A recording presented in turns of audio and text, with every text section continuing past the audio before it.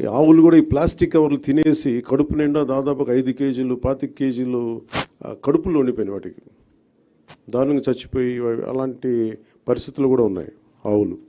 ఒకవైపు ఏమైనా గోవుని పూజిస్తాం, గోరక్షణ ఉంటాం, కానీ కనీసం వాటికి ఎందుకంటే అవి తిండి అనుకోండి, ఎందుకంటే ఫుడ్ ఉంటుంది దాంట్లో, ఆ స్మెల్కి అది తిండి అనుకొని తినేస్తున్నాయి ప్లాస్టిక్ కవర్స్. ఇవన్నీ చూస్తుంటే చాలా బాధ అనిపించి ఎక్కడో చోట మొదలు పెడదాం ఒక చిన్న ప్రయత్నం అని.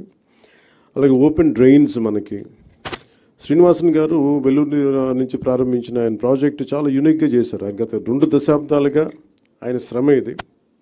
అక్కడ మీరు ఆ డిస్ప్లేలో చూస్తే రోప్స్ కట్టింది అంటే ప్రతిదీ, అంటే మీరు ఒకసారి ఒక సాలిడ్ వేస్ట్ 12 గంటల లోపు కనుక చెత్తని కలెక్ట్ చేస్తే అది రిసోర్స్ అవుతుంది, అది సంపద అవుద్ది.